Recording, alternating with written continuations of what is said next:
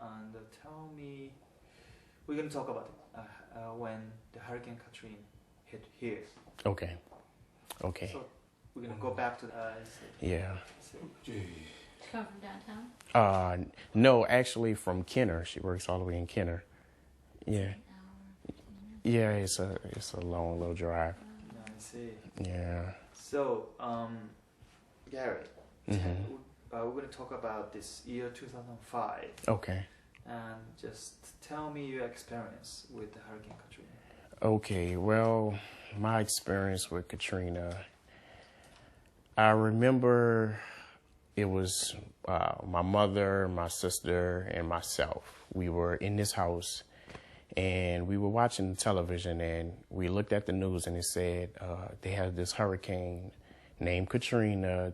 It was around a Category 4, and it looked like it's going to be a bad storm. And so my mother had said, well, we're going to have to leave. We're going to have to leave because it's getting really bad. So we started to gather our belongings and stuff to leave. And my grandmother, who stays uptown in New Orleans, she didn't really want to leave the state because we really didn't know that it was going to be that bad.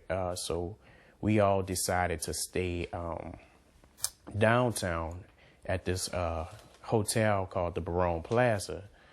And so it was my mother, my sister, my grandmother, my 2 aunties, and lots of cousins and other aunties. We all stayed at this hotel called the Barone Plaza downtown. And we stayed there that night. We got there during the day, and Katrina came that night.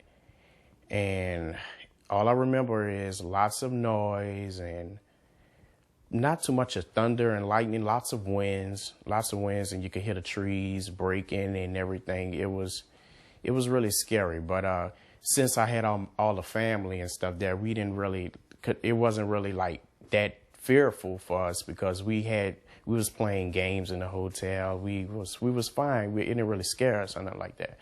So I can remember right after it was over, right after Hurricane Katrina was finished, that morning, it was absolutely like beautiful outside. It was nice looking outside.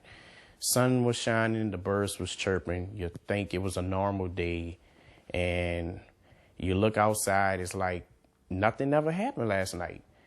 So I glanced at the window, was like, okay, I see a little debris outside and stuff like that, little trees down and everything. So I was like, well, we should be able to get back home. It's not too bad. Katrina didn't leave that much of a mess, whatever. So we started to pack our things up to leave, and I look outside one more time, and then all of a sudden there was water surrounding the hotel. And I was like, where did this water come from? I was absolutely in shock. And my mother was like, what didn't happen? We all like, what's going on? So we put the news on in the hotel room, and it says that the levees has broken. And we was like, oh my God, what? The levees broke? It was that really took a toll on me. I was like, because I never been faced with something like this before. I was like, okay, how are we going to get out of here with this water like this? And then the news anchors kept saying that the water is rising. And then they were saying that they have sea animals that's in the water as well, like sharks and alligators and snakes, because this is Louisiana, by the swamp and stuff. And so they have lots of sea animals that be in that water. So that made it even worse. So what we did was we had our dog with us as well in the hotel. So we had to wind up leaving our dog in the hotel because we couldn't carry the dog as well as carry some of our bags. And I had to hold my cousin, try to carry her through the waters because we had to, first the power went out in the hotel. The power had gone out. So we was in darkness. So the only way we can see was I think I was 16 or 17 years old. So I was a little shorter than I am, really high. And the water was cold. It was filthy dirty.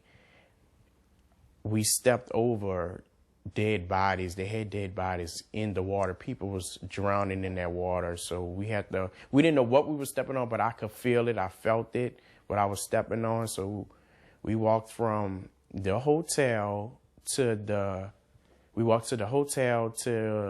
Superdome. But we had to get to the Superdome, we had to walk on the bridge because it was a lot of water. So for us to get out the water, we had to get on the bridge. So we was walking on the bridge. And from the bridge, we got off the exit to the Superdome, and that was like 1,000,001 people at the Superdome. And okay, so tell me, let's take it slow. So on the way to the Superdome, tell me how you walked your path through, because the water is like this high. Yeah, it was like that high. Did it take time to do that? Yeah, it did. It took a lot of time. We was walking very slow. My aunties are very old, so we had to help them try to walk through that water. So it was really rough. It was rough. And then we saw all those people at the Superdome. We was like, where can we go? Like it looked like they really didn't have no room for us. It was like 1,000,001 people at the dome. And then the National Guard had told us when we arrived at the Superdome that we have no room for y'all. Y'all have to go to the convention center. They're taking people at the convention center, and they're going to have some buses waiting on y'all to go bring y'all to Texas. So it's like, okay. So, but that was another walk we had to do. And plus we had our bags with us, a lot of suitcases we had to carry. We were hot. The sun was shining. We were sweating. And we had to walk from the Superdome to the convention center. And how do you walk with the bags? Because the water is like this high. Yeah, but once we got to the dome, around the dome, the water wasn't. They didn't really have no water by the Superdome. It was really like in certain areas. Okay, the water was. Hotel. Yeah. Okay, so when you walk out of the hotel, let's take it slow. So like near the hotel, it was really high. It was. So how did you have to carry bags on the top? Yeah, that's actually how we was. Had the bags on the top. I wrapped the bag around my neck like that and held it like that. It got some of the bags had gotten wet and stuff. But that's how I had to do it. I had to wrap it around my neck and stuff. And I could remember my cousin had his young child. He had to put her on his neck so she won't get wet and stuff. But yeah, we had to walk in that water, and it was really it was rough. What did you see? You said that you stepped on a dead body. On me. And they didn't have that many good people that was around us. They had a lot of inmates that escaped from prison and stuff like that. I didn't saw so much of stuff at that convention center. When I wanted to go use the bathroom inside, they had people sleeping, and I was trying to get to the restroom, and a woman had stopped me and told me, do not go upstairs. It was still dark in that convention center. This was at night. He told me, do not go. The bathroom was upstairs, and he told me, do not go upstairs because they have people that's up there raping kids and slicing people's necks, and they just had some bad people upstairs. I was like, oh my God. So I had to go around by the tree or whatever to use the bathroom. I had to bring my uncle as well, who's mentally deaf, bring him to use the bathroom. He had to use the bathroom, but we couldn't go inside because they had some bad people in there. So we had to use the bathroom around the bushes, and then we went back to where by my mother and my grandmother, just sitting outside, waiting and waiting and waiting for these buses to come, and it never came. And then that night came into that morning, which was day 2. The National Guard they came back, and we was like, y'all left us that night, now y'all back, and y'all still telling us the same story that the buses are coming, but they still haven't came. And I remember I saw a helicopter above the convention center, and I believe it was President Bush at the time. He came to see what all that happened because they had found out that people had forgot about us in the convention center. They were rescuing everybody in the Superdome to see everybody and how many can get on the bus before they see us, before the people at the convention center realize that we're getting all them out first before we come get them. And so I told them, well, we need to go walk down there. And I told a lot of people at the convention center, the buses are down there, the buses are down there. So everybody hurry up and got their belongings and we had to run 2 blocks down. We had to put my grandmother in a shopping cart because she couldn't walk. She couldn't walk no more. She could barely walk. So we put her in the basket and we rolled her, pushed her down. They all put their guns on us. They put their guns on us and told us, do not move, do not come no further. Don't step over the line or whatever. We have to be searched before we get on the bus. And he was still getting everybody, the Caucasian people on the buses first. It was letting every one of y'all before y'all get on the bus. I was leaving. I was so happy. We were so tired. Stuff. I know I slept the whole bus ride. I didn't even know that we had gone to Texas. We actually went through Texas, but they didn't really say nothing. They didn't tell us that we went to Texas, but they didn't stop in Texas because I guess the bus driver already knew. They told them, do not bring no other New Orleans Katrina victims to Houston, Texas, to the Astrodome, because the Astrodome had absolutely no vacancies. They had no room for us. So the bus driver, they were very nice and kind to us, had stuff for us and stuff. But then I realized when I wanted to be at my house. I would keep saying, I wish this never happened. I want to be in my bed. I don't want to be living with somebody. I really didn't want to live with nobody. I want to be where I always been, at my own house. And that really took a toll on me. I was emotional about that. I was. Mm-hmm. Okay. So, and that's when it really hit you that first, when you get Arkansas, because before that it was more like survival mode or something? Yeah, it was more like survival. Mm-hmm. So how did it change, that survival mode? The survival mode, as alertive as I was back when we was at the convention center, I knew that we were fine now, that there are people that are trying to help us, and there were people that came out, tried to counsel us and tried to find us housing and tried to help us to start over, which we didn't want to start over. We didn't want to go to a brand new state and start our lives. Okay, so talking about water, what worries you? My water issue? Yeah, what worries you? Oh, what worries me? What worries me is the water rising, or if water is just sitting in the streets for a long period of time and it's not going down. That worries me. Yeah, I panic over that. If I see there's a little flood in the street and 10 minutes later I look at that same street and the water is still there, and yeah, that really worries me because I'm scared that the water's going to get higher and higher and higher. Yeah. Is there any other moment that another hurricane came and then kind of you were really scared? Yeah, I can't remember. It was last year, Hurricane Isaac. I can't remember what month it was. Hurricane Isaac came and we went to stay by my uncle's house. We didn't leave the city or the state. We stayed again, which we didn't want to, but it was just a hurricane, a Category 1 storm, so we figured that it wasn't going to be that bad, which it wasn't. Thank God it wasn't. So, but we stayed by my uncle's house. And when that hurricane made landfall, it was just a lot of wind, and I was very scared.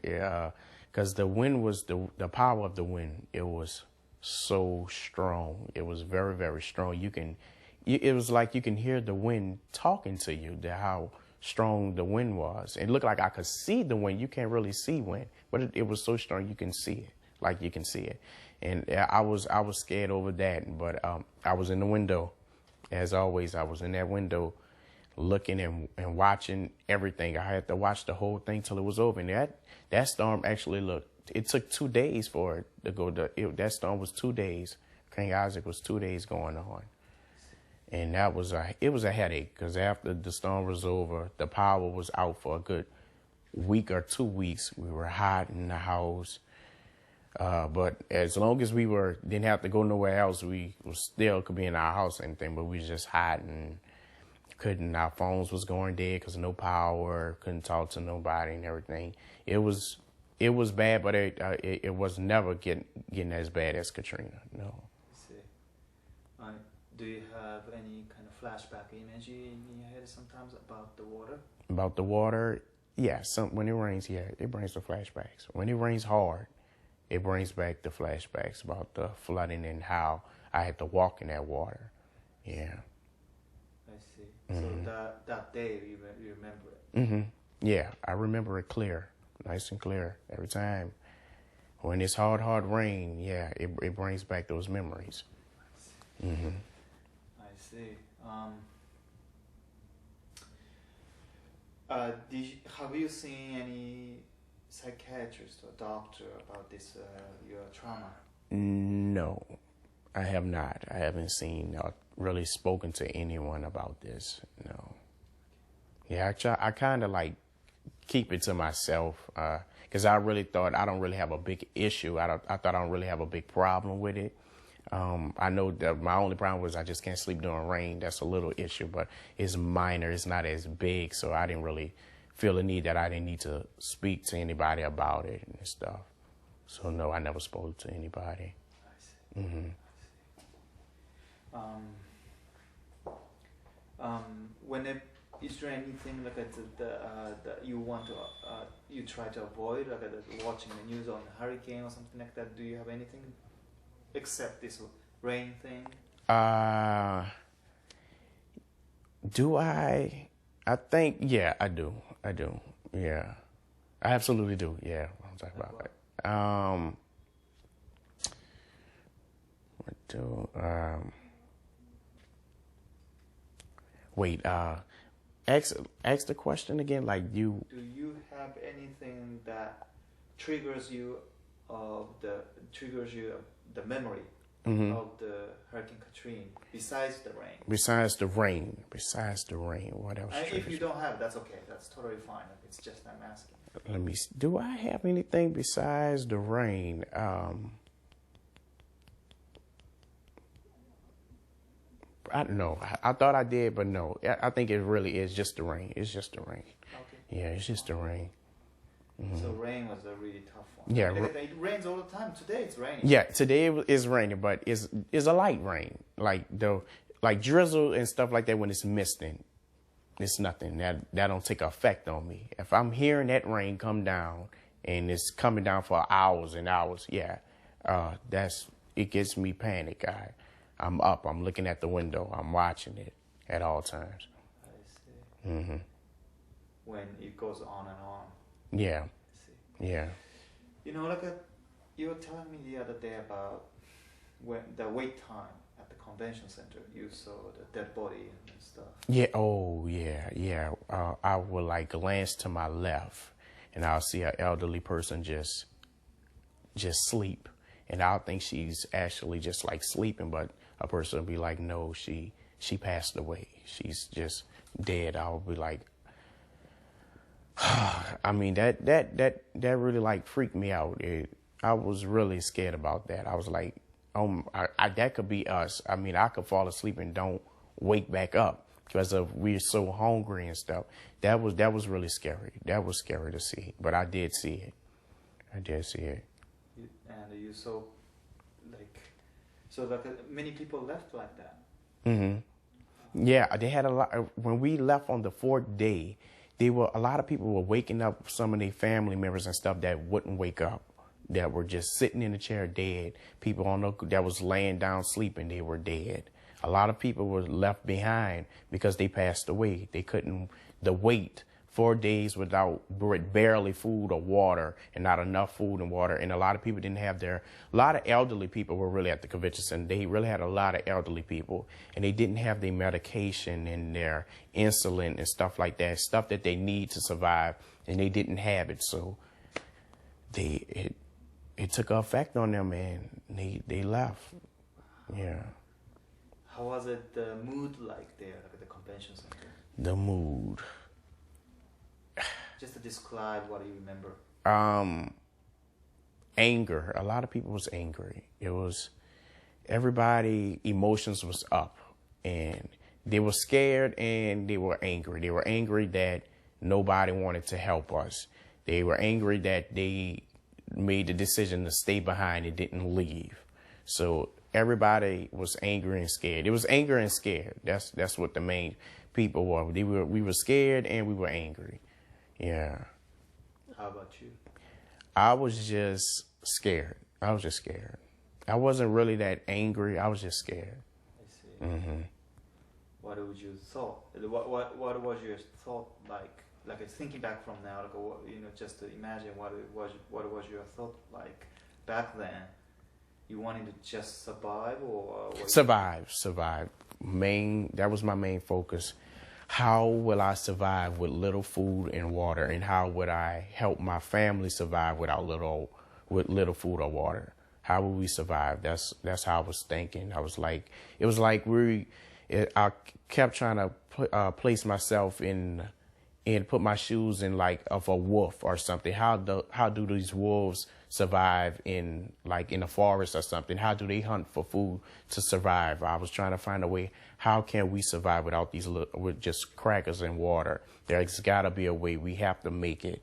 We have to make it. So any way possible that I found some food for us or something, I'll bring it over, make sure my grandmother has something in her stomach, make sure I get a little bit, but I'll make sure everybody else have it. I'll give them before I feed myself always to make sure they'll survive and stuff. Yeah. It's why like nobody gave you guys a food?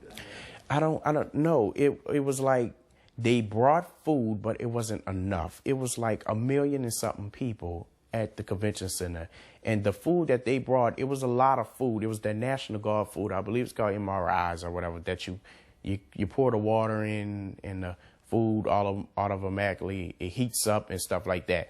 They had packs of it.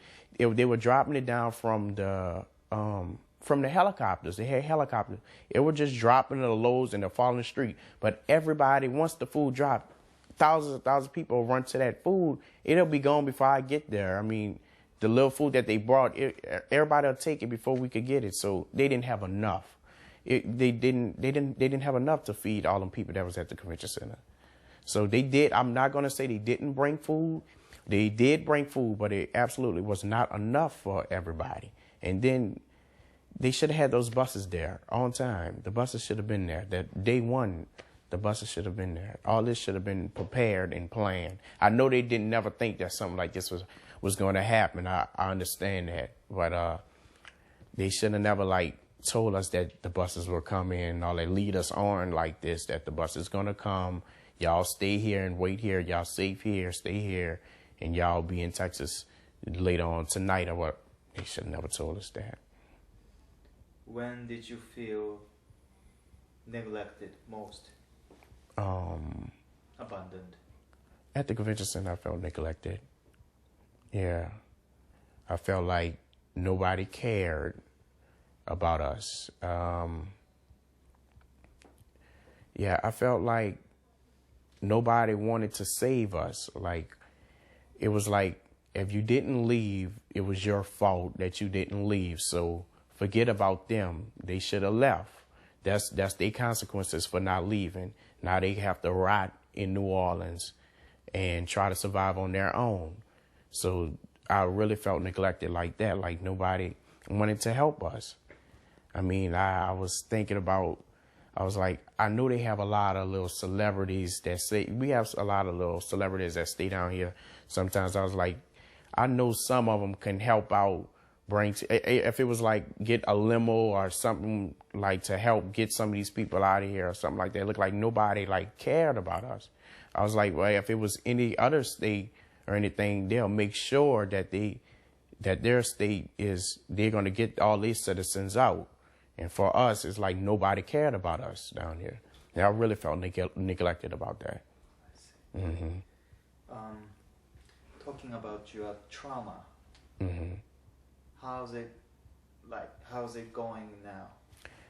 It's better. It's been better. It really has, because I'm doing so much. I'm moving around so much. I'm not just staying in one spot. So I don't really think about it as much. So it's improved much better. Yeah. It's just when it rains, if it's raining and I'm already up watching TV or anything and I hear it raining, it's not that much of a toll on me until I'm getting sleepy and I'm hearing it rain. I can't get no sleep because I'm going to be looking at that window. I can't sleep during the rain. Still now. Yeah, I can't really sleep during the rain. If it's hard rain, hard rain, I'm up. I'm going to be up at that window looking at it. Yeah, really? I really am. Don't you get sleepy? Yeah, I do. I get really sleepy, but I make myself stay up until that rain is over, until I really don't hear it no more. And then as the rain starts to settle down, then I'll get back in the bed and go to sleep. But if I hear it coming down really hard, I'm up. I'm gonna be up. I'll put the TV on and watch a little TV, but I'm not going to sleep until the rain is like going down.